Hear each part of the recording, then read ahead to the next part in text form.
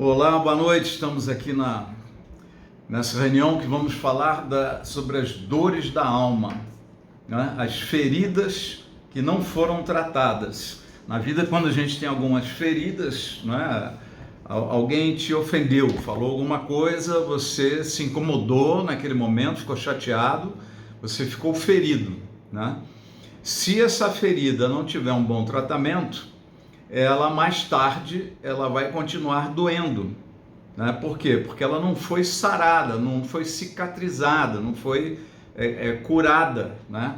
Então você fica com uma parte sensível da tua alma, né?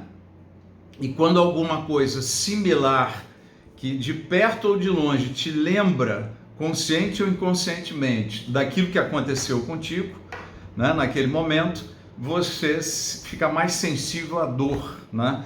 Você já deve ter se percebido e percebido em outras pessoas que alguns momentos, algumas épocas, e dependendo das circunstâncias, você fica muito sensível. Aquela pessoa, nossa, ela está muito super sensível, né? Está com super sensibilidade. Isso daí é muito ruim. Isso é ruim para nós, é ruim para as pessoas, né, à nossa volta, porque a pessoa que tem uma ferida não tratada, ela tem dor. Eu me lembro de um amigo meu que tinha operado o joelho, eu não sabia. Ele operou o joelho, mas já estava lá se movimentando, e eu fui cumprimentá-lo e dei justamente um tapa no joelho dele. Ele estava sentado assim, num banco alto, eu estava em pé, falei, opa, tudo bem e tal. Ele começou a gritar, né, de dor.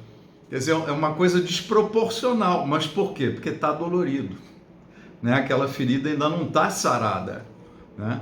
Então isso afeta demais os nossos comportamentos, afeta o nosso testemunho, né? Nós, em função das dores que a gente não tem um tratamento, né? Nós sentimos, fazemos tudo para evitar a dor, né?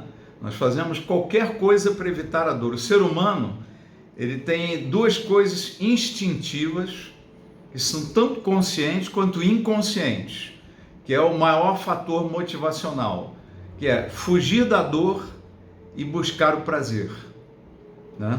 Ou nós estamos fugindo da dor ou estamos buscando prazer. Então isso é tanto consciente quanto inconsciente. E buscar o prazer não é só os prazeres da carne propriamente disso. Você pode ter um prazer de estar com os irmãos, ter um prazer de estar aqui no grupo, né? Eu me sinto bem, sou alimentado, eu sinto a presença de Deus, eu quero estudar a palavra e tal, né?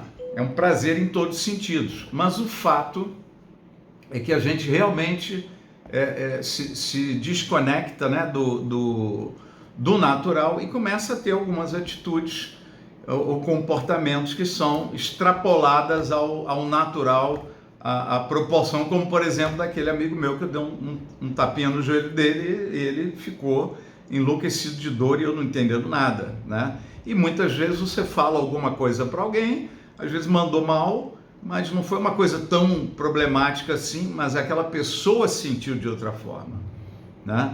Por quê? Porque ela já tem uma dor ali naquela área e aquilo houve uma associação, tá? Então, os nossos comportamentos em função dessas feridas, eles são afetados. A gente vai amadurecendo, vai ficando mais velho, mas às vezes algumas coisas não tratadas continuam ruins, continuam com posturas infantis, com comportamentos infantis. E hoje nós vamos falar sobre algumas delas, né? Eu citei aqui 4: rejeição, abandono, humilhação, traição. Vamos falar um pouquinho de injustiça, muito pouca coisa de fracasso, que já é uma abordagem um pouco diferente, né? Mas dentro dessas emoções aqui, nós temos também a culpa, né? A mágoa, a ira, a raiz de amargura, né? Que são até emoções decorrentes dessas primeiras que eu citei, né? Essas são as fontes geradoras. E aí nós temos outras emoções, como a raiz de amargura, a mágoa, a ira, né? A ansiedade, a tensão. Eu vou começar falando, usando um caso bíblico muito conhecido, vamos falar sobre rejeição, né? O caso bíblico muito conhecido é o dos filhos de Jacó, né? Se vocês se lembrarem, aqui até no material que eu passei para vocês, lá embaixo na primeira página, tem Gênesis 37:4, está escrito assim: quando os seus irmãos viram que o pai gostava mais dele do que qualquer outro filho, odiaram-no e não conseguiam falar com ele amigavelmente. Então esse é um sentimento de rejeição que os filhos de Jacó tiveram quando compararam a relação do pai, Jacó, com José, em relação ao comportamento do pai com eles, né? Então eles falaram: olha, o pai, Jacó, ama muito mais a José do que a gente, né? E isso provocou, quer dizer, despertou neles um sentimento muito forte de rejeição, que levou eles a comportamentos muito negativos, extremamente negativos. Quer dizer, despertou neles o quê? O ciúme, né? Exagerado, completamente fora de controle. Despertou neles uma outra coisa, que foi o quê? A raiva, né? A mágoa. E eles descontaram essa mágoa, essa decepção, essa frustração com a rejeição do pai, né? Foram atacar isso daí no irmão, em José, né? Se vingaram em José, quer dizer, foi o alvo dessa vingança. E esse é o típico caso desses comportamentos negativos que são advindo de dores da alma, né? Eles ficaram muito conduídos, e veja, essa dor da alma, não interessa se realmente foi o pai, Jacó, que ele rejeitou os filhos. A questão da dor é em função de como os filhos perceberam a ação do pai. Então os filhos sentiram a rejeição, né? Não necessariamente o pai está rejeitando. Então muitas vezes alguém se sente magoado contigo porque acha que você desrespeitou aquela pessoa. E talvez você não tenha tido a menor intenção de desrespeito, mas a dor é proveniente não necessariamente do ato em si, mas como a pessoa percebe aquela ação, percebe aquela situação, percebe aquele movimento contra ela. Tá? Então, muitas vezes eu não estou entendendo o que está acontecendo com aquela pessoa, mas é que a reação é diferente de uma pessoa para outra. Tá? Então vamos lá, a rejeição ela começa já desde a infância, gente. Desde a infância. Tá? Uma coisa importante da gente entender é que na infância, quer dizer, toda a nossa estrutura de inteligência, de armazenamento de memória, de compreensão das coisas, tudo, ela está como zerada, né? Como um computador que não tem nada ali, né? Não tem nada salvo nele, não tem nenhum aplicativo, não tem, né? Ele tem um sistema poderoso, né? Ele tem aplicativos naturais, mas que ainda não começaram a operar. Então a criança vai se desenvolvendo. E o que acontece com a criança? Os primeiros anos de vida, eles marcam demais a criança, né? Fala-se que nos primeiros 6, 7 anos você vai definir a personalidade da criança. Então essa formação da personalidade é muito afetada pela vivência, as experiências, o tratamento que a criança tem, como ela percebe as coisas à volta dela nesses primeiros anos de vida. Depois a gente vai evoluindo, mas tem algumas tendências que já estão inseridas dentro de mim. Eu tenho uma tendência à ansiedade, por exemplo, né? É uma coisa que veio lá de trás e se desenvolveu, e às vezes foi fortalecida, né? Um comportamento fortalecido por novas experiências na juventude, na fase adulta e tal, né? Eu vou eliminar essa tendência? Não. A tendência já faz parte da minha estrutura, né? Mas o que eu vou fazer? Eu vou mexer com o meu comportamento.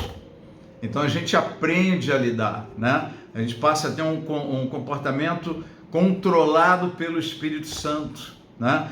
Administrado com mais sabedoria, né? Então a gente vai administrando comportamentos. Tem pessoas que têm tendência à ansiedade, às vezes tem uma tendência à agressividade, tem tendência à preguiça, né? Tem algumas coisas que fazem parte já da estrutura da pessoa, mas ela não é escrava dessa tendência.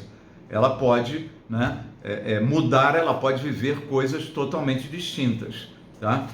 Então, vamos lá, por exemplo, aqui eu estou citando o caso da infância, né? Então, esse primeiro parágrafo aqui, quer dizer, a criança começa a ficar cheia de frustrações com tantos nãos, né? Quem já criou filho ou quem já viu filhos sendo criados, não pode, não faz, não pode, não pode. No início aí tenta conversar um pouquinho, né? E a criança, mas por quê? Não, mas não pode fazer isso, filho, por causa disso. Aí você explica, dá 2, 3 explicações e a criança pergunta de novo, mas por quê? Mas eu acabei de explicar, mas por quê? Né? Então começa a coisa do não. A criança se frustra, é um processo natural, tá? Da frustração da criança, porque veja, a criança ela nasce, entre aspas, selvagem. Ela só quer o que ela quer. Só é importante para ela a necessidade dela.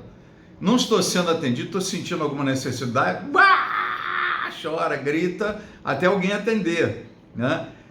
Mesmo quando ela vai crescendo, esse é um traço marcante da criança, né? Ela é o rei, é o reizinho da família, todo mundo cuida dele. Ela tem uma dependência enorme das pessoas, porque ela não consegue se virar sozinha, né? E na medida que ela vai, a criança, cada um de nós passou por isso, né? Vai evoluindo, vai amadurecendo, os pais com os nãos e com os limites, com o ensinamento, vão mostrando, olha, a vida não é só você, o mundo não é só você, o mundo, você tem que aprender a viver em sociedade, aprender a viver em comunidade, mas eu não quero, eu quero isso agora, né? Esse brinquedo é meu, não, o brinquedo não é seu, é dele, não, mas o brinquedo é meu, mas empresta para o amiguinho, não, né? A criança tem esse egoísmo natural e ela vai sendo quebrada com os nãos, frustrando desejos, frustrando, né, ansiedade. Isso vai desenvolver na criança o quê? Uma rebeldia. Ela fica cansada e frustrada de tantos nãos e começa a ficar mais rebelde, né? E o que é essa rebeldia? É não concordar com o não. Não, você tem que fazer isso, não vou fazer. Não, eu quero que você, não quero, não vou fazer. E aí os pais se sentem na necessidade, na obrigação de fazer o quê? Eu vou enrijecer mais, eu vou ficar mais inflexível, porque eu tenho que quebrar, né, essa rebeldia da criança, vamos dizer, esse egocentrismo, esse egoísmo, né, infantil com que nós nascemos, né? Para aprender a viver que em sociedade, né? Então aí nós temos 2 situações que a Bíblia menciona, ela aborda com um certo cuidado. Efésios 6,4 diz assim: e vós pais não provoqueis vossos filhos a ira, mas criai-vos na disciplina e na admoestação do Senhor. Então nessa frase a gente vê um ensinamento de um balanceamento, né? Peraí, deixa eu tirar um som aqui. Um balanceamento, tá? De quê? Balanceamento entre o excesso de disciplina e a falta de disciplina. Um balanceamento, uma moderação entre eu preciso corrigir, eu preciso ensinar, eu preciso colocar limites e a falta de limites. Quando você vai tratar uma pessoa, por exemplo, viciada em drogas e tal, ela rompeu com todos os limites. Ela não quer saber de limites, ela rompeu todos. Então, quando você vai numa clínica de recuperação, talvez algumas clínicas deixam a pessoa ainda fumar lá dentro. Outras clínicas dizem, não vai fumar. Você não pode fumar. Não, mas eu quero ter um horário. Não tem um horário livre, você tem que seguir a programação da clínica. Essa é a hora de comer. Não, mas eu posso comer mais tarde. Não, não pode comer mais tarde, você vai comer agora, nesse horário de comer. Então é um treinamento de disciplina para a pessoa voltar a se disciplinar, voltar a descobrir limites para ela e limites para ela em relação aos outros. Que a pessoa drogada, na medida que vai se aprofundando, ela rouba a própria família, ela rouba os pais, ela vende as coisas de casa, né? É um processo muito delicado, um processo duro, né? Então você fica entre de um lado, né, o excesso de disciplina e do outro lado a falta de disciplina, né? É importante ter essa moderação. Então a Bíblia, ela fala aí com clareza: olha, gente, vocês precisam disciplinar, né, os filhos, mas sem provocá-los à ira, né, sem passar dos limites. É muito importante ter essa situação. Vou pedir para vocês estarem sempre mantendo silenciado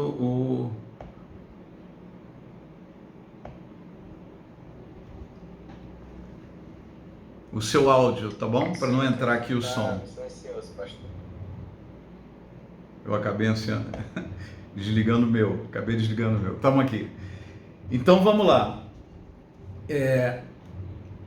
Quando há o excesso, tá? E essa percepção do excesso varia de criança para criança. Às vezes não é só uma posição dos pais, é também como os filhos percebem, mas muitas vezes os pais se excedem, né, na advertência, no não, em frustrar a criança. A criança que não aprende a frustração, não aprende a lidar com a frustração, ela vira um monstro.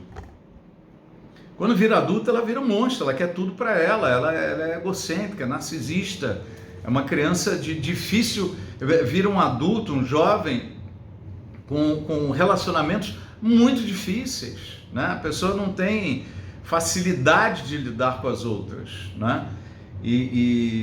Só que, vamos lá, esse excesso de disciplina, ele deixa essas feridas. E que ferida? A criança começa a sentir o quê? Eu não sou uma pessoa boa. Por isso os meus pais brigam tanto comigo. Eles não me aceitam, eles não me amam. Ela começa a desenvolver um sentimento de rejeição.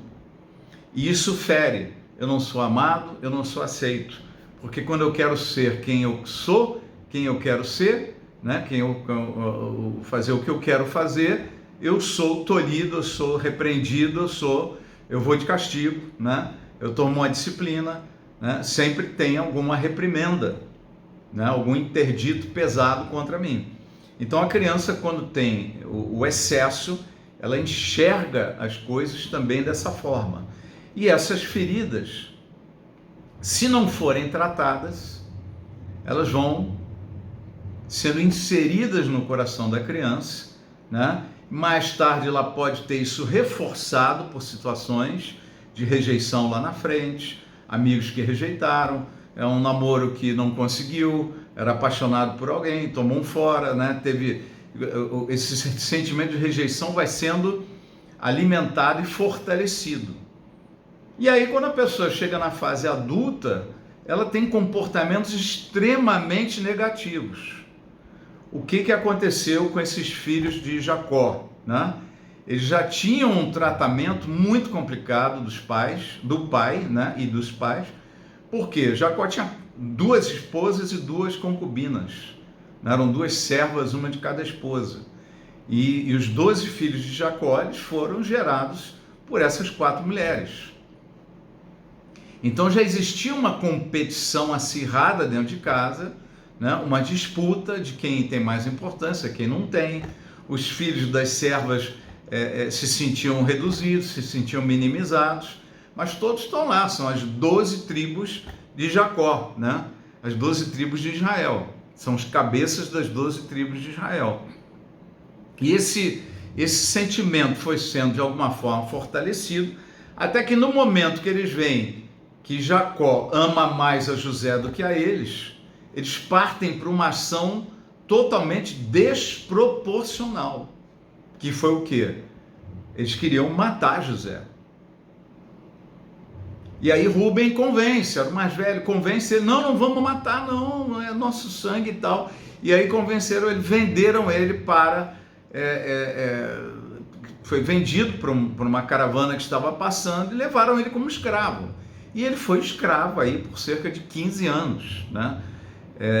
O texto menciona que ele tinha cerca de 17 anos quando ocorreu esse fato, né?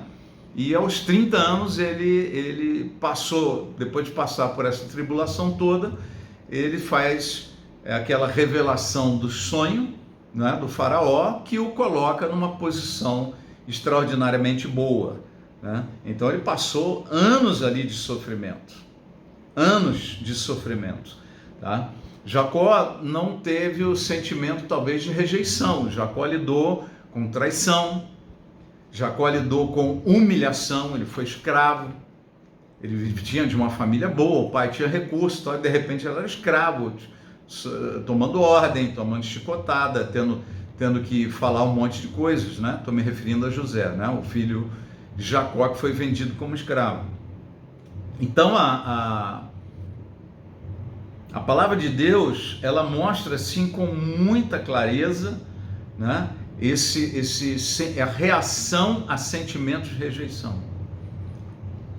E todos nós podemos ter tido situações de rejeição que tenham sido fortalecidas ao longo da vida, né? E chega um momento em que a gente não percebe, mas as pessoas ao nosso lado veem comportamentos estranhos nossos que não agradam aos outros. Nós temos desequilíbrios emocionais com essas emoções. Então tudo que de alguma forma me faz perceber, desconfiar, sentir que existe algum tipo de rejeição, por exemplo, aceito a opinião de uma pessoa e a tua não dão bola. Você faz um projeto e o teu não é aprovado e o do outro é aprovado. Qualquer coisinha que vá te fazer perceber alguma emoção de rejeição, ela explode dentro de nós. Certo? Por quê? Porque ela está ferida. É uma dor na alma que nunca foi bem tratada. Então ela veio se desenvolvendo, se fortaleceu e os comportamentos de defesa se fortaleceram também. Então quando não me dão atenção, quando eu não tenho aquela resposta positiva e eu me sinto de alguma forma rejeitado, pronto, eu vou agir com agressividade, eu vou agir para conquistar a atenção de qualquer maneira, e os meios, na minha cabeça, justificam os fins, não, ou melhor, desculpa, os fins justificam os meios, então tomo atitude, comportamentos ruins, tá? E isso tudo vai marcando a nossa vida, e a gente se converte, tá maravilha e tal, mas essas coisas talvez não tenham sido tratadas, e o testemunho continua, né, comprometido. Eu vou falar daqui a pouco de abandono. Já tive 2 casos que eu atendi pessoas que tinham um sentimento de abandono muito forte, né? E uma delas, ela só falou para mim assim: eu tenho uma dor na alma muito grande e isso me leva à depressão, e eu já pensei várias vezes em suicídio. E era uma pessoa que eu via assim, tinha uma certa convivência, nunca tinha percebido nada. Eu falei: mas alguém sabe disso? Não, nunca tratei. E conversando, fizemos um trabalho com a pessoa e tal, ela tinha um sentimento de abandono fortíssimo. Então toda vez que ela sentia algum amigo se afastava, alguém perdia um pouco o contato, ela era demitida de algum emprego, se tinha qualquer situação no trabalho, ela sentia aquele abandono, era uma coisa, né, as reações desproporcionais, tá? E isso precisa ser tratado, a gente vai falar do tratamento daqui a pouco. Tá? Algumas reações do sentimento de rejeição, por exemplo, é uma máscara que a gente faz para se defender, né, para não sentir aquela dor, é a invisibilidade, né? Quando Adão e Eva pecaram, né, eles pecaram, eles sentiram culpa pelo pecado, pelo erro, pela desobediência, e aí o que rolou com eles? Eles se esconderam. porque eles queriam ficar invisíveis para Deus, né?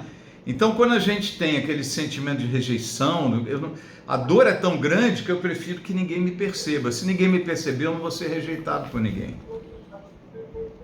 Então, um outro tipo de reação à rejeição é essa invisibilidade. Ninguém vai me chamar atenção, ninguém vai me rejeitar, porque eu vou me esconder aqui, né? Brota na pessoa um sentimento de culpa, como a gente falou da criança. Ela se sente o quê? Rejeitada porque eu não sou boa. Os meus pais pegam pesado comigo porque eu não sou uma pessoa boa, eu não sou legal, né? Então você leva aquela culpa. E aí invisibilidade às vezes é uma tentativa de defesa para você não se sentir rejeitado novamente. Você faz tudo para não ter aquele sentimento de novo.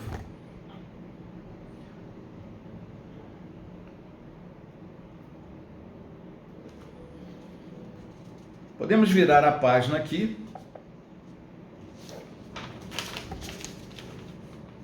Vamos falar agora um pouquinho sobre o abandono. Tá? É outra dor na alma. Ele é proveniente de solidão. Tá? Filhos abandonados, órfãos, pessoas idosas, às vezes, o velho é aquele cara assim, né?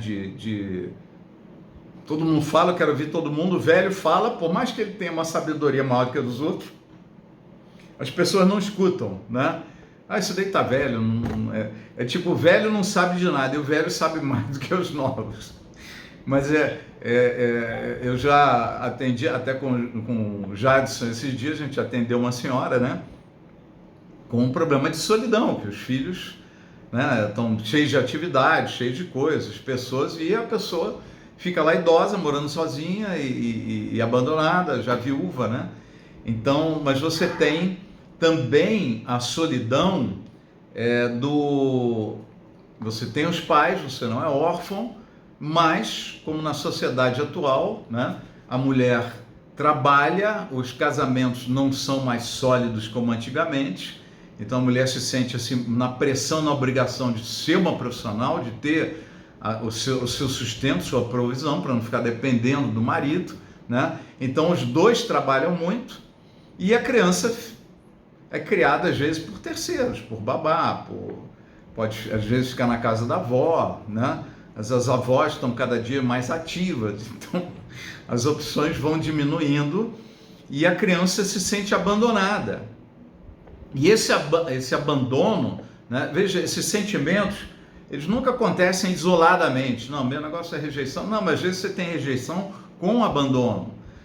O seu problema maior é a emoção de abandono, é a dor do abandono. Mas eu também me sinto rejeitado. Eu me sinto, talvez, também traído.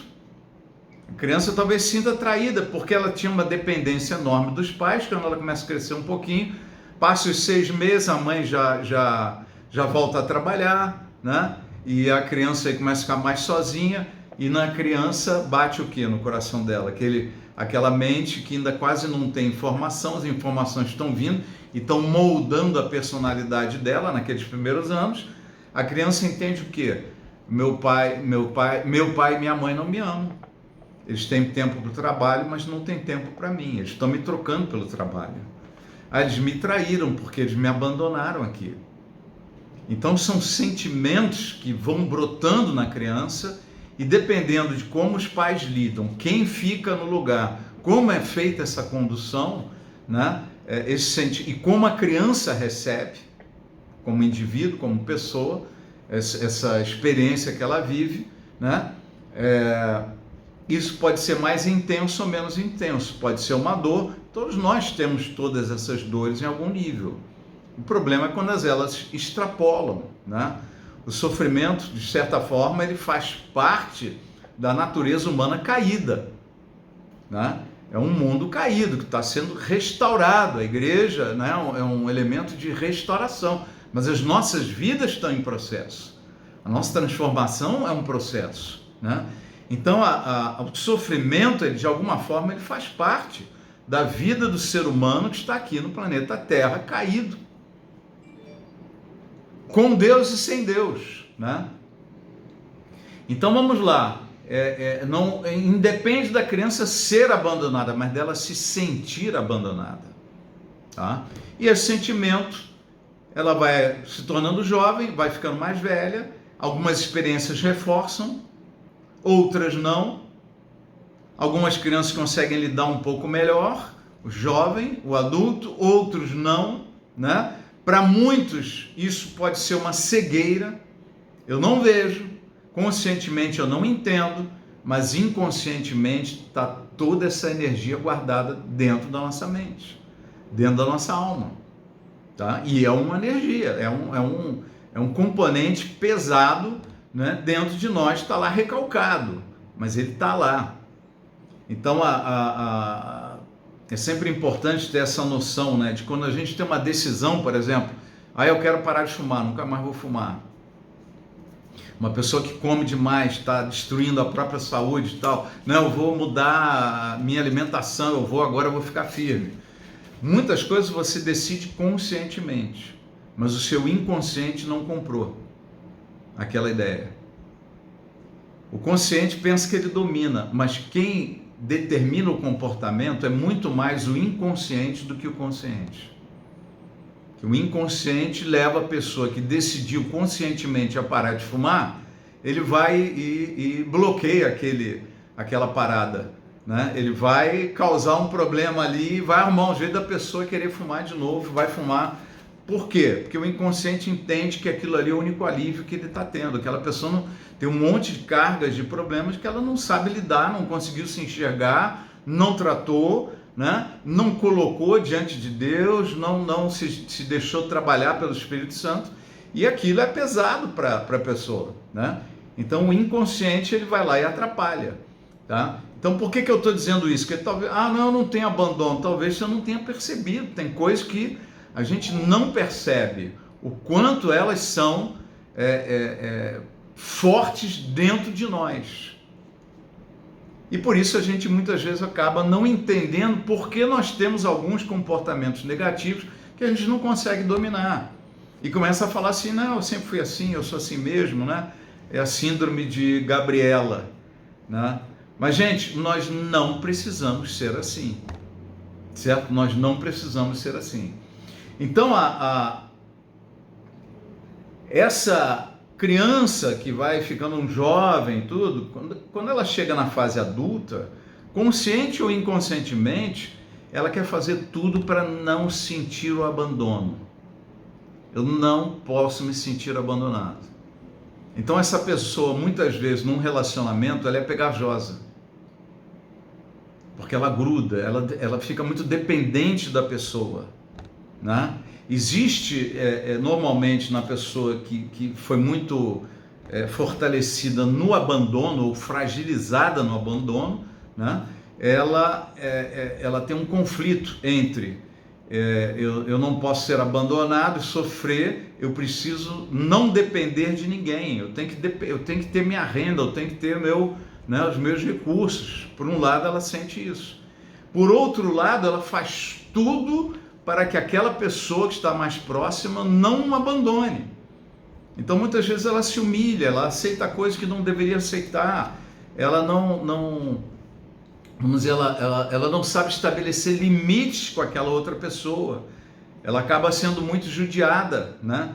Em alguns sentidos. Por quê? Porque ela não quer ser abandonada. Então você tem os dois polos, né? de relação ao abandono. Você pode ter um polo agressivo, né? Se sente abandonado, eu vou agredir, né? Me sinto abandonado, não quero depender dessa pessoa, eu agrido para chamar atenção, né? Ou eu bajulo, é outra reação totalmente diferente ao abandono. Eu vou bajular, eu vou assim me apegar, eu vou agradar todo mundo, eu vou e a pessoa com lutas com abandono também pode ter as duas características em paralelo, um momento uma, um momento outro, né? Por quê? Porque eu faço qualquer coisa para não sentir aquela dor de novo, a dor do abandono, né? Qualquer coisa eu vou fazer, tá? Então isso, né, é uma luta, por exemplo, que José teve. Porque José foi traído e abandonado pelos irmãos, mas ele devia ficar pensando, e o meu pai não vai vir aqui me salvar? Será que meu pai não vem aqui me tirar dessa? Ele não sabe o que meus irmãos fizeram? Ele não vai me procurar? Ele não sabia que os irmãos tinham dito para o pai que ele estava morto. Ele não tinha esse conteúdo, né? Então ele pode ter sentido muito pesadamente o abandono como escravo. José sofreu muito também com traição. De novo, né? Injustiça.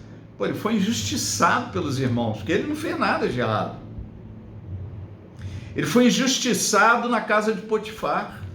Ele era um excelente servo. Aquela esposa adúltera queria pegar ele de qualquer jeito, e ele disse não. Ele foi um homem justo, né? Foi um homem correto, temente a Deus e respeitando o patrão. Mas foi parar na prisão de novo. Ele foi de novo abandonado quando ele teve a revelação do sonho do copeiro. E o copeiro, quando o copeiro foi embora, antes do copeiro ir embora, ele falou: você vai ser liberto amanhã, você vai voltar para o palácio, mas me faz uma promessa aqui, uma ajuda, não vai se esquecer de mim, você vai interceder em meu favor. E o que o copeiro fez? Se esqueceu. 2 anos depois, tem uma história de revelação de sonho, aí o copeiro lembra, tinha um cara na cadeia, né? Tem um outro preso lá, que era José, ele interpreta os sonhos, aí chamaram ele. Então ele pode ter sentido, ele lutou contra o sentimento de abandono muito, muito. Agora eu vou começar a dar algumas pinceladas, né? Por exemplo, entre Jacó e Esaú, né? Jacó foi criado aprendendo a diferenciar o tratamento entre pais e filhos. O pai gostava mais de Esaú e a mãe gostava mais de Jacó. E os dois brigavam desde o ventre, né? Para sair do ventre já teve aquela disputa, quem que sai primeiro. Então aí teve aquela, ele passa a perna em Esaú, né? Eles fazem uma tramóia lá, eles enganam a Isaac, né? Enganam o pai. A mãe envolvida, na realidade a grande promotora dessa mudança. Então Jacó foi criado num ambiente em que existia diferenciação na relação de pais, tinha filho preferido. E ele teve seus filhos preferidos também, seus momentos de preferir. E isso causou grandes problemas, né, na família dele e se seguiu adiante pela história, né? Então Jacó tem uma certa responsabilidade em tudo que aconteceu, mas é aquela história, as reações são desproporcionais. E Esaú, então, por que eu estou falando isso? Que eu queria falar de Esaú, porque Esaú se sentiu traído pela mãe, se sentiu abandonado, ele perdeu todas as promessas, né? O que sobrou para mim, pai? Não sobrou nenhuma promessazinha, não, né? Depois que Jacó levou todas as promessas, né, enganando a Isaac, porque ele não era primogênito. Então, nesse sentido, Esaú se tornou uma pessoa também com reações violentíssimas. Ele queria matar Jacó. Jacó teve que fugir e ficou anos fora. Mas que interessante que quando Jacó volta para a terra, ele estava morrendo de medo de Esaú. E o que Esaú faz? Esaú estava próspero, rico, cheio de bens e apaixonado por Jacó, morrendo de saudade de Jacó. Jacó, meu irmão, o que é isso? Não estou te dando, isso é um presente, meu senhor. Que presente? Você não precisa dar presente, eu estou feliz em te ver, meu irmão, não sei o quê. Se abraçaram, se beijaram, né? Foi uma reconciliação, mas ele mostrou o quê? Que o coração de Esaú, ele já estava livre daquelas emoções do passado. Por isso que ele cresceu e prosperou e se desenvolveu. Porque ele era um homem, ele estava leve, ele não tinha aquele peso todo mais na vida dele. Então existe uma cura para as emoções dolorosas. Existe um tratamento. José, com todo esse sofrimento, essa traição, essa picaretagem dos irmãos, a gente vê na vida de José um homem feliz. Um homem que, no meio de tanto sofrimento, tanta dor, ele foi um cara com um estado emocional muito melhor, uma qualidade de vida emocional e espiritual muito superior à de todos os seus irmãos. Por quê? Né? É importante assim a gente ter essa percepção da informação bíblica, né? Veja, Adão e Eva também sentiram abandono, porque eles se sentiram abandonados por Deus. Não, Deus sai do Éden. Vocês perderam Éden com isso daqui. Então eles sentiram culpa, rejeição, abandono, né?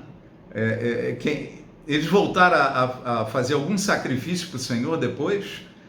Deus tinha mostrado o caminho, quando deu para eles as roupas de animais, era o caminho. Quem é que veio a entender o sacrifício? Foi o filho Abel. Abel entendeu o sacrifício, né? E ele foi lá e fez um sacrifício. Qual foi o problema de Caim? Caim não deu do melhor dele e também deu um sacrifício do campo, daquele coisa que tem as duas vertentes, né? Que ele não deu do melhor daquilo que ele estava produzindo e ao mesmo tempo ele não fez um sacrifício de sangue, que era totalmente necessário, era um entendimento, olha, precisa haver derramamento de sangue, porque há pecado em vocês, né? Para se aproximarem de mim, né? Senão Jesus não precisava ter vindo. Ele é o verdadeiro Cordeiro de Deus e o sangue verdadeiro que tinha que ser derramado, o sangue do justo, né? Não apenas do inocente, mas o sangue do justo, né? Do totalmente justo e todo-poderoso. Então, todos esses sentimentos de abandono, eles geram comportamentos ruins, comportamentos que dificultam os nossos relacionamentos no futuro, prejudicam a você, pessoa, que sente aquilo, faz tudo para não ter essa dor de novo, e prejudicam as pessoas no nosso entorno, né?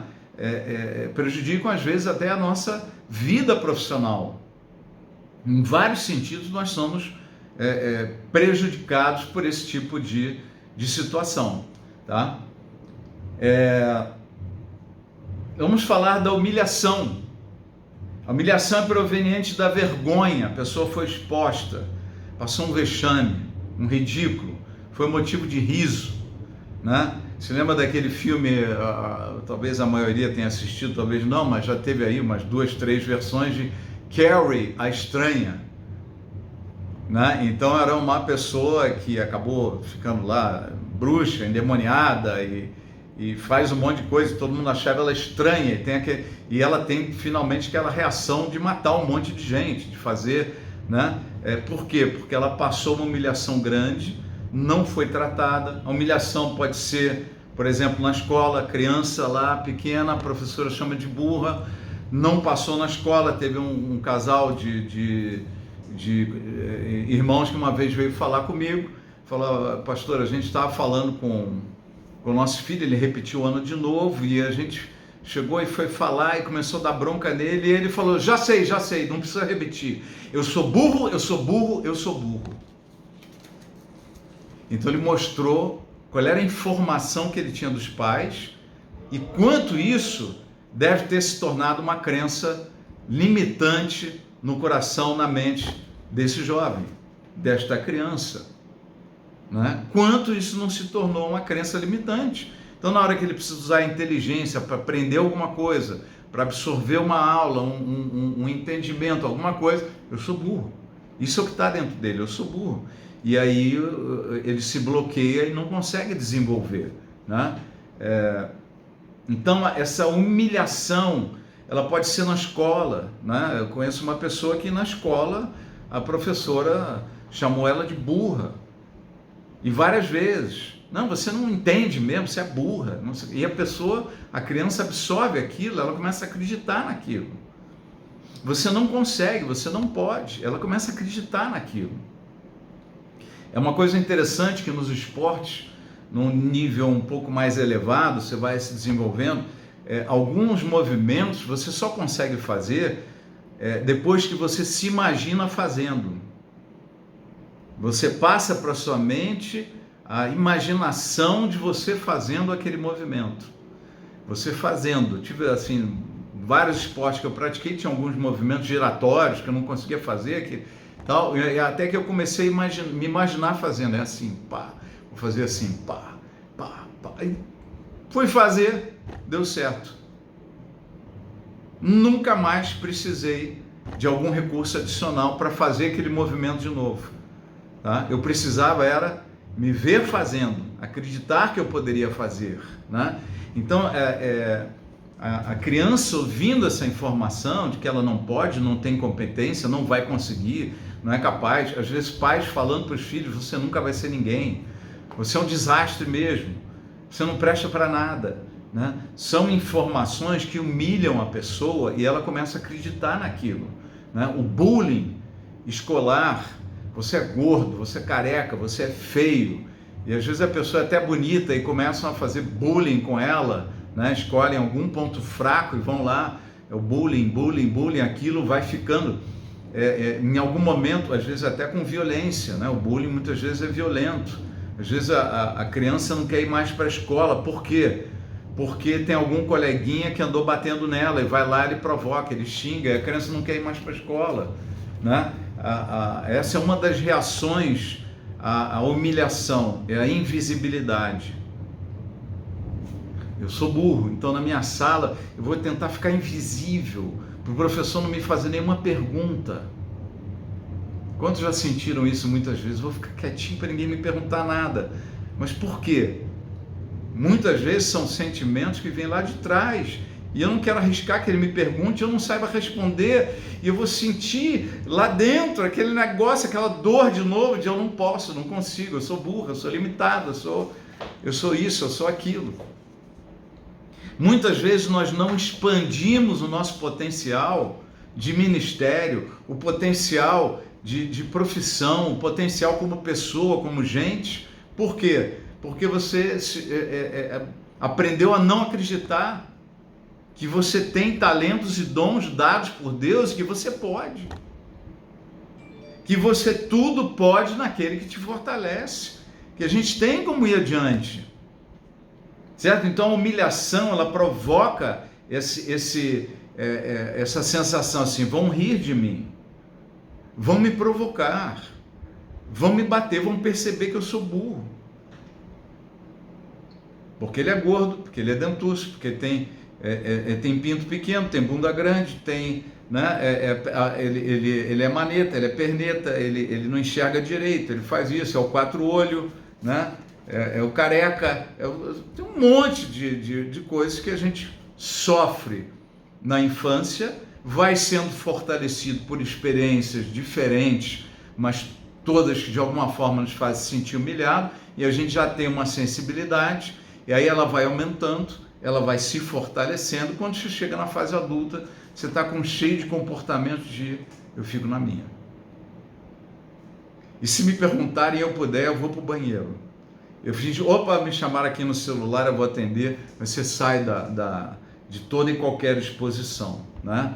E eu quero te dizer o seguinte, Jesus sabe das suas dores.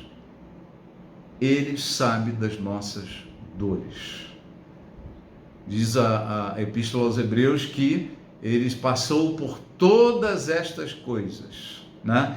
Então aqui, por exemplo, em Isaías 53:3, eu transcrevi aqui no texto, era desprezado e o mais rejeitado entre os homens, homem de dores e que sabe o que é padecer, e como um de quem os homens escondem o rosto, e era desprezado e dele não fizemos caso.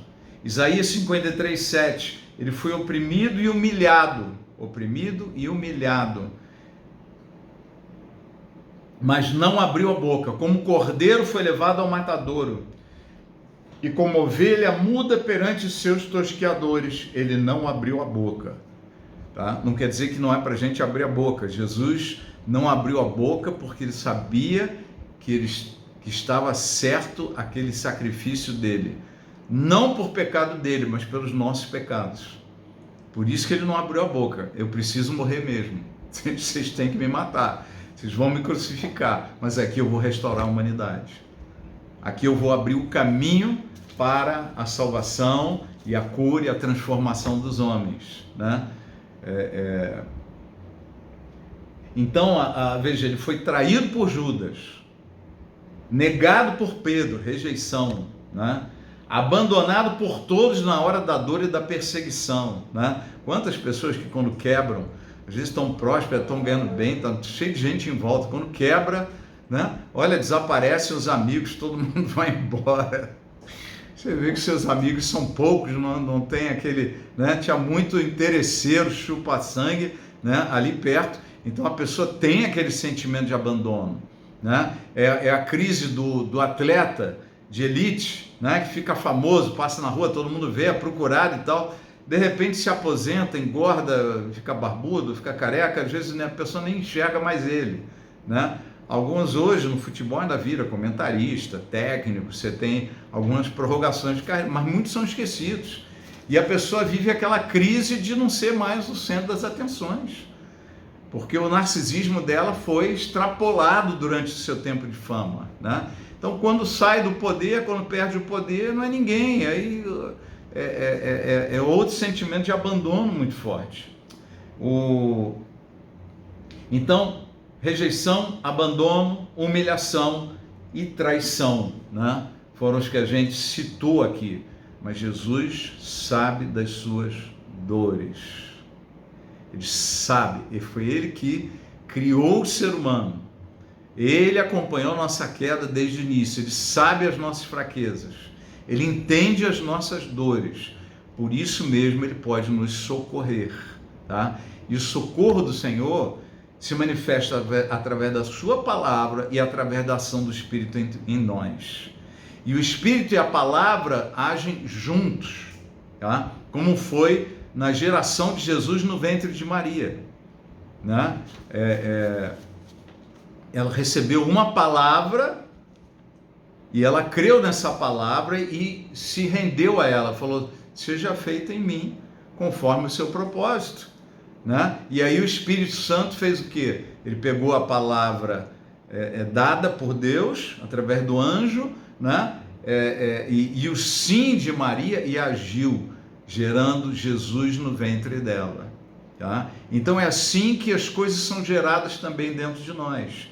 É uma palavra, eu me rendo a essa palavra, eu creio nessa palavra, eu me entrego a ela como palavra de Deus, e o Espírito Santo vem e completa o trabalho dentro de nós. A palavra e o Espírito agindo juntos, nos transformando, nos curando, nos sarando. Existe cura para cada uma dessas dores. E isso pode mudar os nossos comportamentos. Vamos aqui para a página 3. A pessoa traída, só completando aqui, a pessoa traída, ela tem uma tendência a ser uma pessoa extremamente controladora, né? Cada um desses que a gente citou, cada uma dessas dores provoca alguns tipos de comportamento. Um dos comportamentos fundamentais de uma pessoa que já foi traída, e traição não é só na adultério, foi traído pelo marido, pela esposa, pelo namorado, pela namorada, também, mas não é só isso, né? É aquela pessoa que às vezes ela tinha um namorado e ela foi traída e aquilo nem não gostava tanto dele não, mas o problema é que ele traiu ela com a melhor amiga dela, ou com o melhor amigo dele, né? Então esse tipo de dor, né? De ferida, muitas vezes a gente não consegue tratar e não consegue superar, e aquilo vira uma dor e começa a mexer com o nosso comportamento. Alguém que foi traído pelo sócio. Tem crianças que os pais morrem cedo, a criança se sente traída pelo pai. É uma emoção confusa, não faz sentido para nós.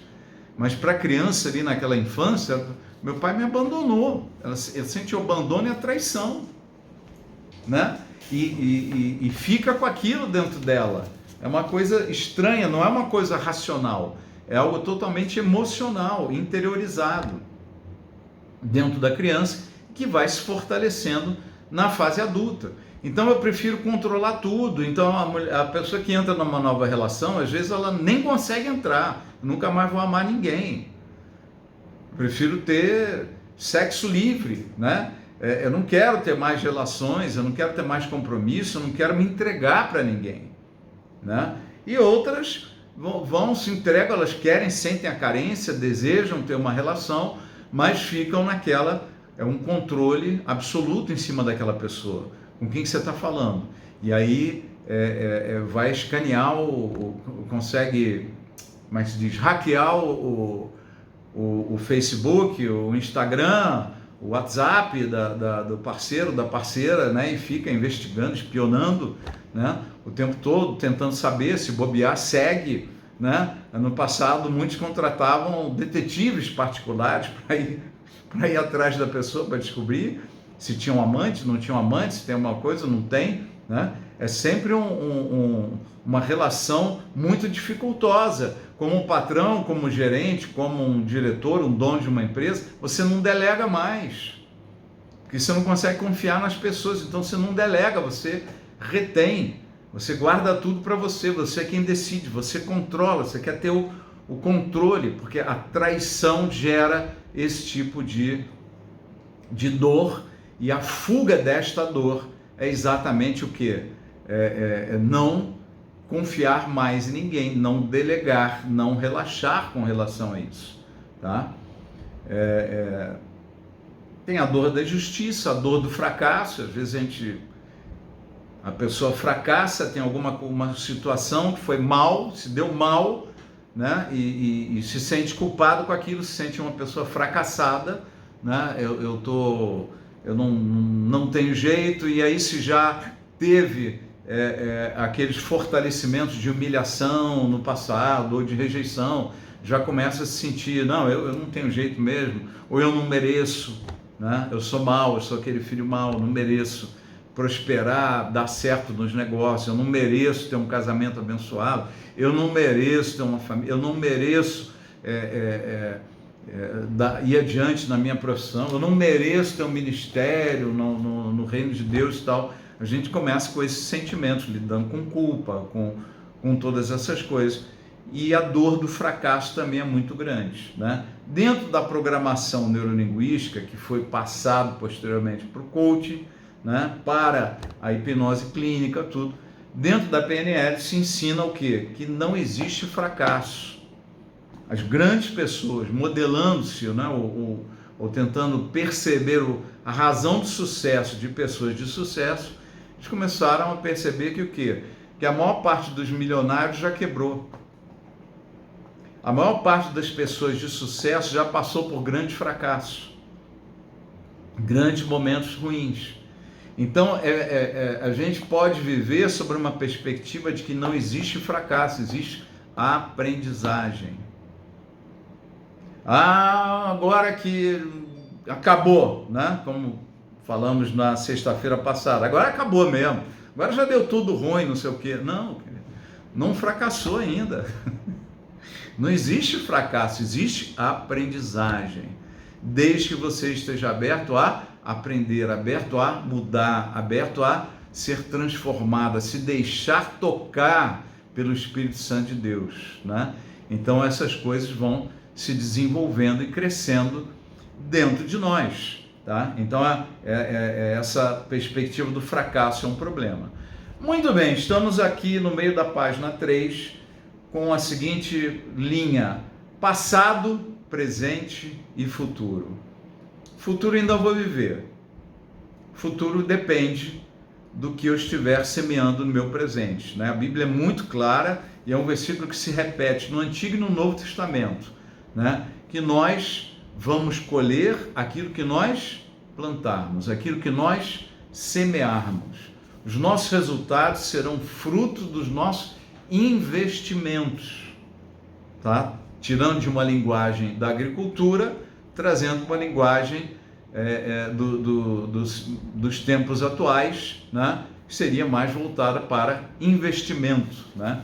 Então, a gente colhe o que semeia. Está no Novo, está no Antigo Testamento, né? Está na boca dos apóstolos, está na boca dos profetas, e isso daqui, então, está nos dizendo o quê?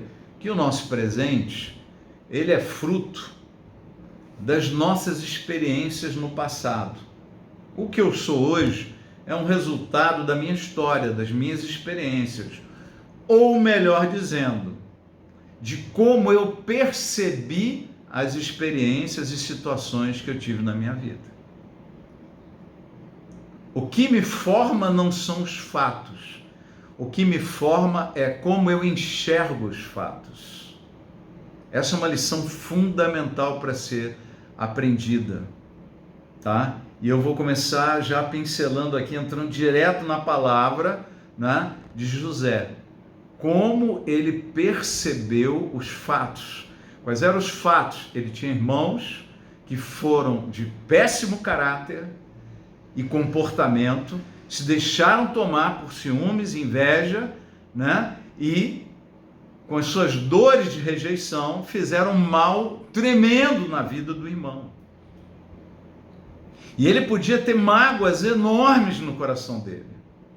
Ele podia ter sentimentos terríveis. Eu sou injustiçado, eu sou infeliz, eu sou um pobre coitado, Mas onde é que esse homem foi parar?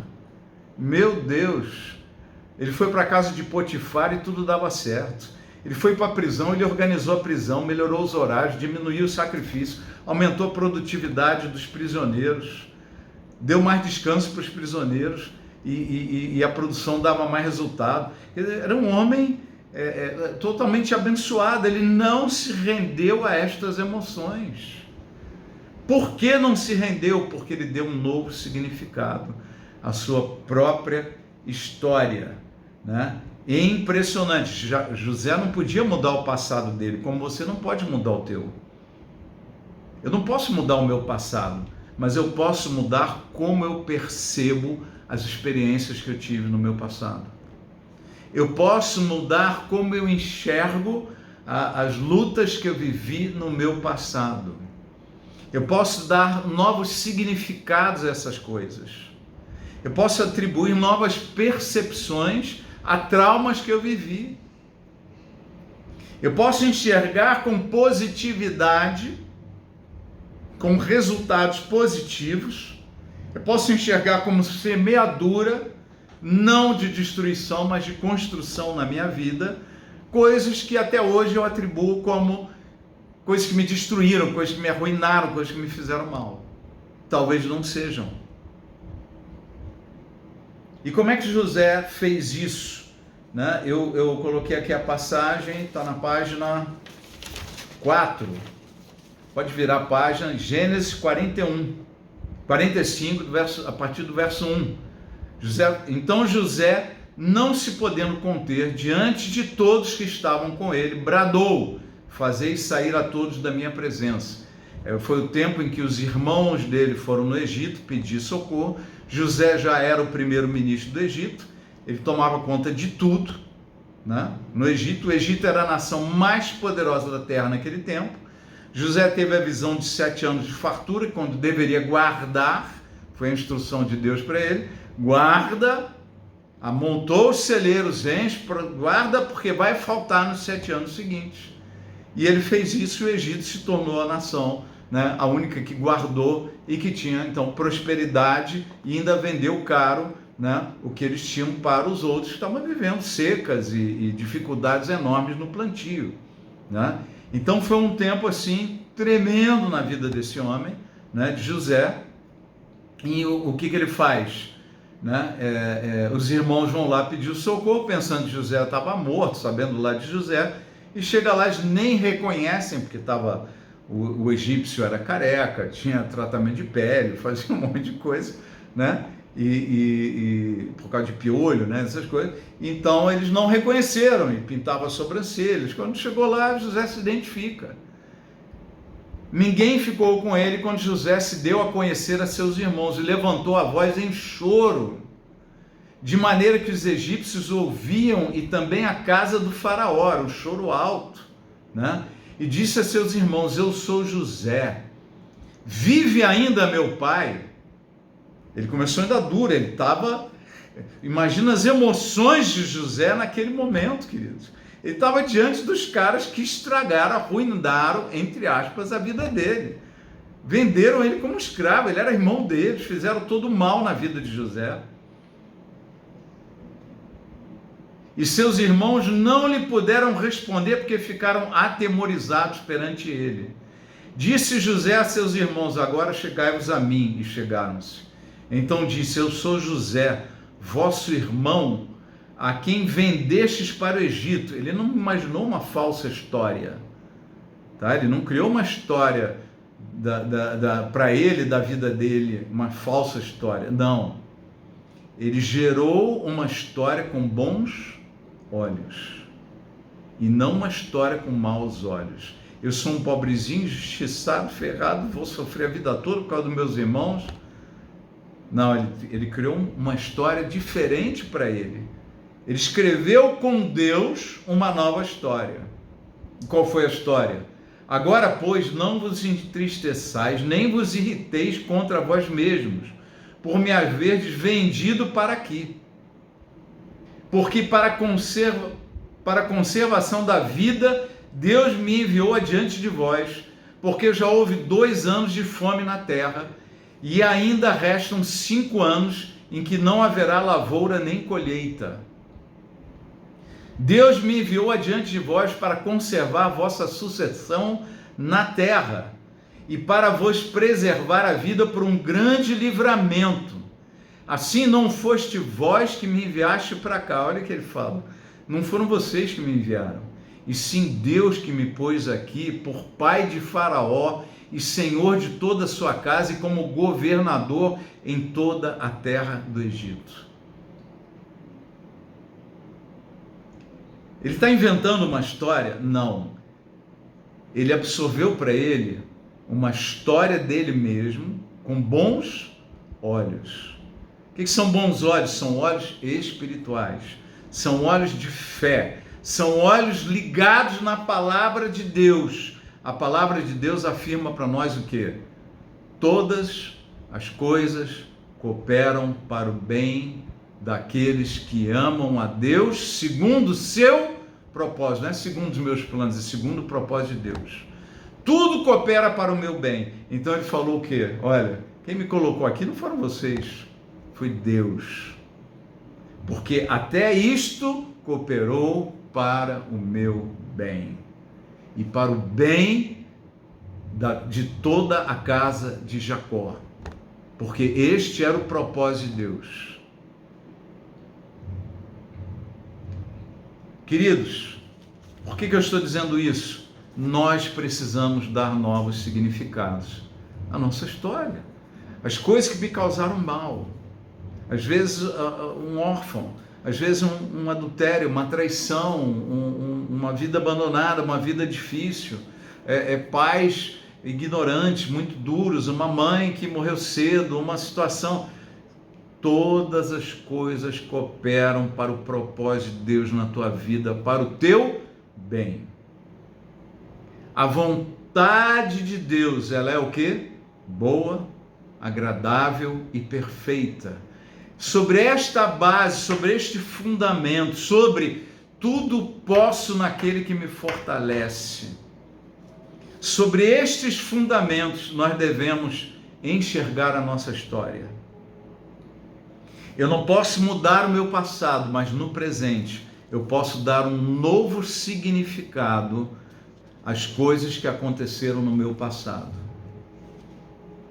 Quando eu dou um novo significado a algo que me feriu e que me causa dores até hoje, é uma fragilidade nas minhas emoções e me gera comportamentos negativos, emoções negativas, se eu der um novo significado a elas lá atrás, a minha história se renova.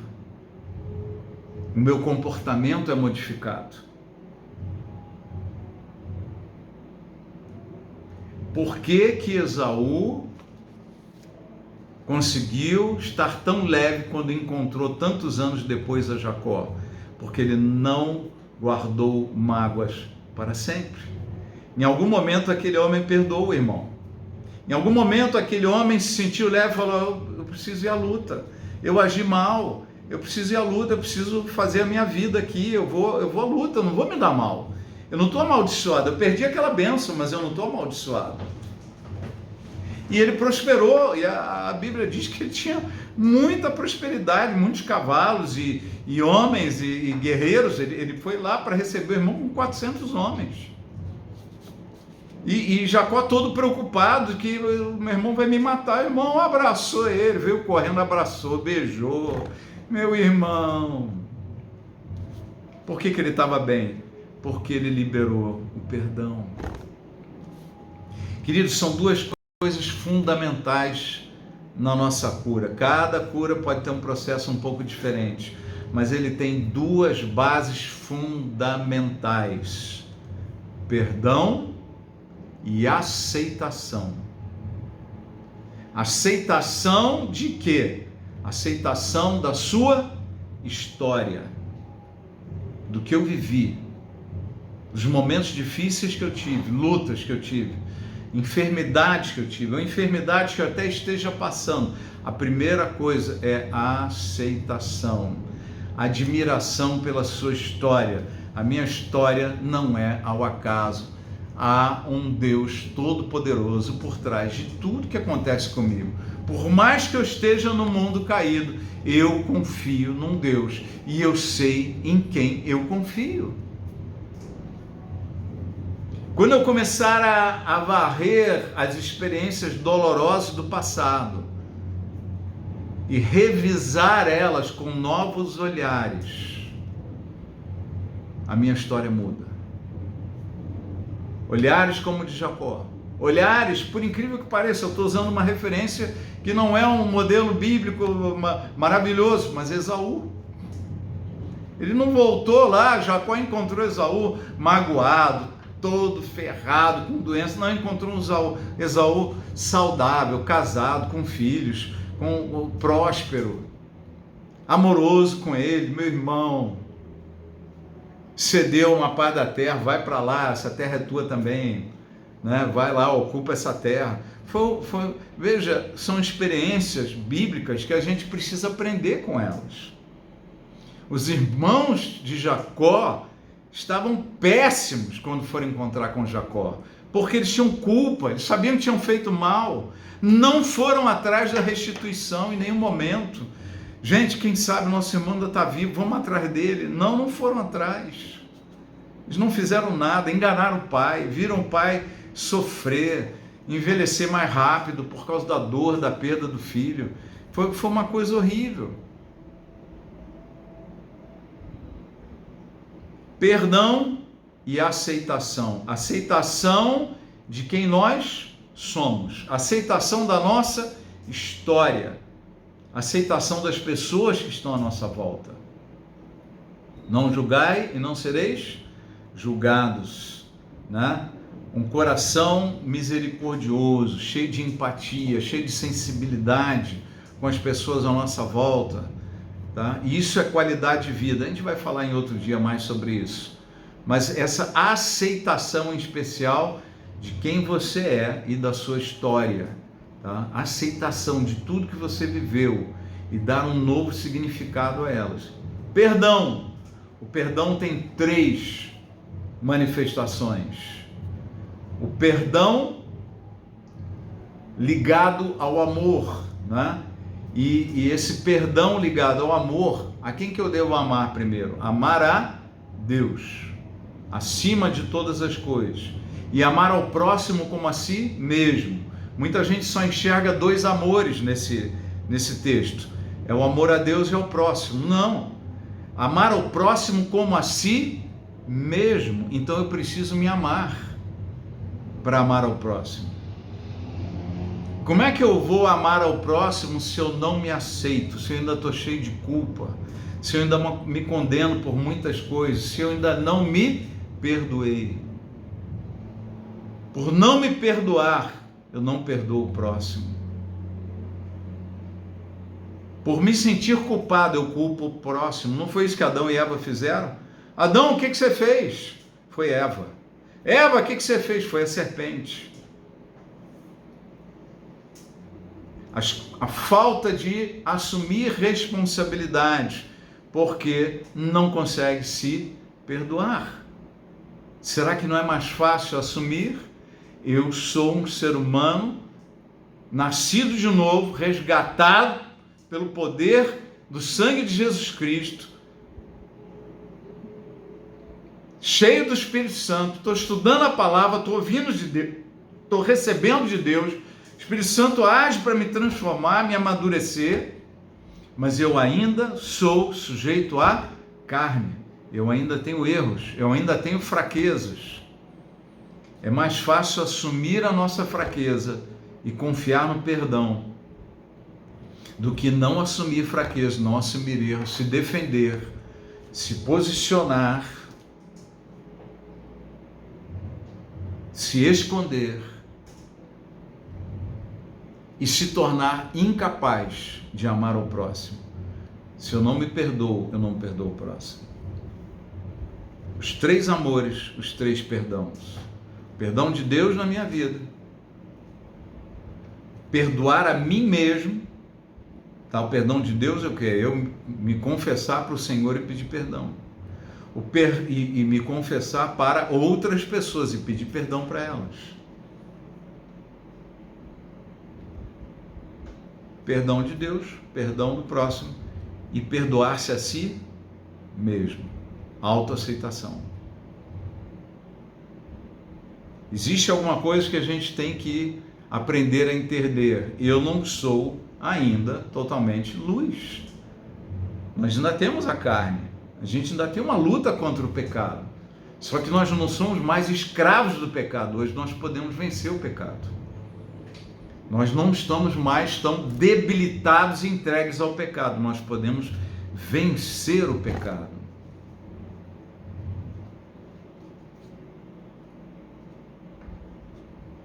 O não perdão, queridos, é um problema na palavra.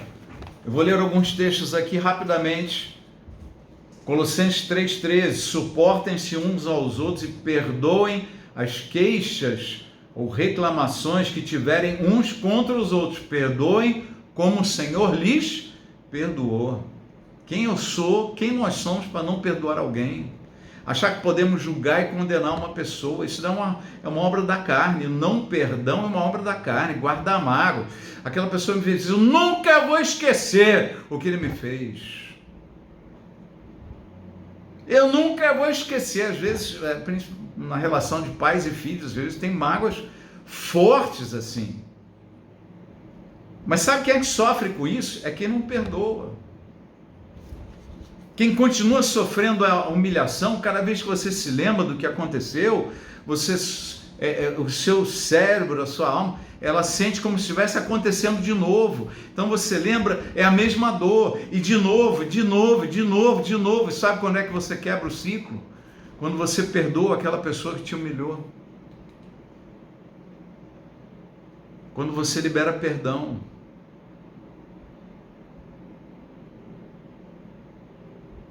Quando você consegue dar um novo olhar para essa visão. Quantas pessoas que viveram problemas gravíssimos com drogas, uma hora vai, se converte e começa a ser um cara que tem um potencial enorme para libertar outros viciados. Viúvas que sofreram pesadamente lutos, que podem ter uma riqueza tremenda de vida e de conselhos e de consolação para novas viúvas. Todas as coisas que nos acontecem atendem a um bom propósito de Deus e vai nos levar pelo melhor caminho, porque a vontade de Deus sempre é boa, agradável e perfeita. Salmo 32:3, enquanto calei os meus pecados, envelheceram os meus ossos pelos meus constantes gemidos todo dia. Queridos, tem muita gente com doenças físicas, decorrentes de doenças da alma. A falta de perdão, essa dor da alma, ela provoca doenças no corpo. E o que te liberta dessas dores da alma é a aceitação, perdão. Quem te magoou, quem te decepcionou, quem te frustrou, às vezes são os pais, são os colegas, são profissionais, são bandidos, são pessoas que fizeram violências contra você, foi abandono que você teve lá atrás, foram traições que você passou. Todas essas dores, quando você traz a lembrança àquela pessoa, libera o perdão. Libera o perdão. Sabe por quê? Não é ela que está te fazendo mal de novo, é você. Quando você permite que aquela lembrança te dê a mesma dor do passado. E enquanto você não liberar o perdão não quer dizer que você vai se tornar, morrer de amores pelaquela pessoa. O que você não vai ter é mais mágoa. Você não vai ter mais aquele peso. Tira esse peso da tua alma.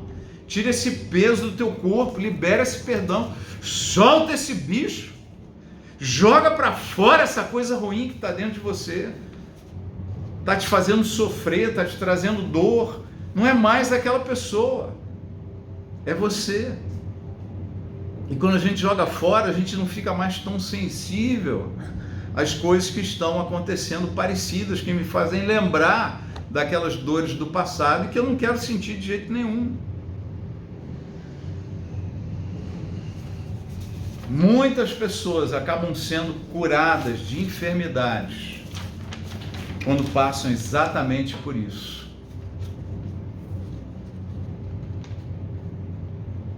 Lucas 6,37. Não julguem e vocês não serão julgados. Não condenem e vocês não serão condenados. Perdoem e serão perdoados. Então nós perdoamos porque nós também ferimos e precisamos de perdão dos outros. É uma ilusão pensar que só você feriu, só você foi ferido. Não, você feriu também. Via de regra, a gente fere pessoas também. Se não ferimos aquelas que nos ferimos, às vezes ferimos outros. Eu perdoo porque eu também erro e firo pessoas. Efésios 4,30, não entristeçam o Espírito de Deus. É uma forma de entristecer o Espírito de Deus, com a qual vocês foram selados para o dia da redenção. Livrem-se de toda amargura, indignação, ira, gritaria e calúnia, bem como de toda a maldade. Ele começa pelo quê? Amargura, indignação, ira. Indignação, ele fez isso contra mim, eu nunca vou esquecer, eu vou me vingar. Não. Longe de vós. Livrem-se dessas coisas. E como é que eu me livro? Perdoando. Sejam bondosos e compassivos uns para com os outros, perdoando-se mutuamente, assim como Deus perdoou você em Cristo. Assim como Deus perdoou você em Cristo. Queridos, essa é uma mensagem um pouco mais longa, tá? Estamos aí já com 1h20, mas eu quero dar 10 minutinhos para que você se permita. Eu sei que o Espírito Santo falou com você, você que está aqui no online direto, você que está ouvindo agora nesse momento pelo YouTube, está assistindo. Eu sei que o Espírito Santo mexeu com você, trouxe associações, trouxe lembranças, trouxe percepções, trouxe visões de comportamentos seus que são influenciados por dores.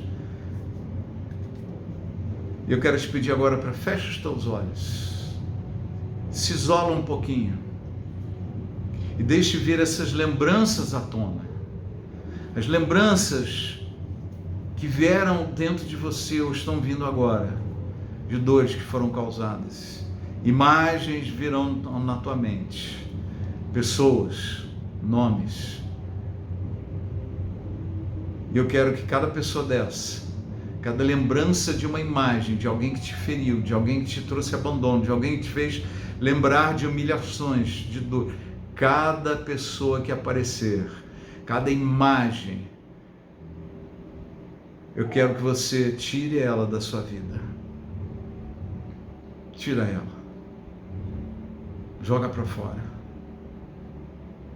Joga para fora. Você pode visualizar aí um balde grande do teu lado, um balde de 100 litros de lixo. Não é que você vai jogar aquela pessoa no lixo, mas aquela lembrança dela, aquela memória pesada, aquele peso da memória. Não necessariamente você vai esquecer o que aconteceu, mas a lembrança do que aconteceu não será mais dolorosa na tua alma. Então você vai pegar essa energia toda de mágoa, de dor, e vai jogar no lixo. Você vai entrar, deixar entrar perdão, perdão, liberando perdão, perdão, perdão. Tudo isso está sendo gravado também. E o Espírito Santo está gravando dentro de você uma nova história, uma nova percepção do teu passado, uma nova percepção de experiências dolorosas. Não dói mais. Um bálsamo de cura vindo em cada lembrança. Jogue coisas no lixo, jogue mágoas de pessoas, a imagem daquela pessoa com esse ódio. Joga essa energia, joga esse sentimento, joga essa emoção nesse lixo, esse balde de lixo que você colocou aí, joga para fora. Joga para fora a dor. Joga para fora a mágoa. Joga para fora a indignação, a amargura. Joga ela para fora, deixa ela sair. Não deixa aquela pessoa te fazer mais mal, não é mais ela, é você quem está se fazendo. Não deixa a lembrança daquela pessoa, tira ela da sua alma. Lixo, lixo. Quanto mais o lixo você encher, mais leve você vai ficar. Quanto mais coisas você abrir mão e liberar perdão. Às vezes são os pais, não é jogar o teu pai e tua mãe no lixo, não, mas é jogar essa imagem daquele mal que ela te fez naquele dia, aquela lembrança. Joga no lixo. Joga essa amargura, essa indignação, essa mágoa, esse ressentimento. O que é o ressentimento? É aquilo que você sente de novo, e de novo, e de novo, e de novo, e dói, dói, dói. Você não precisa mais dessa dor.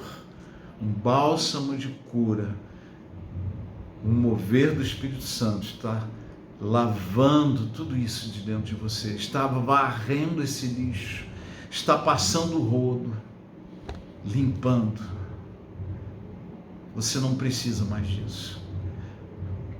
Como homem e mulher de Deus, você merece emoções melhores.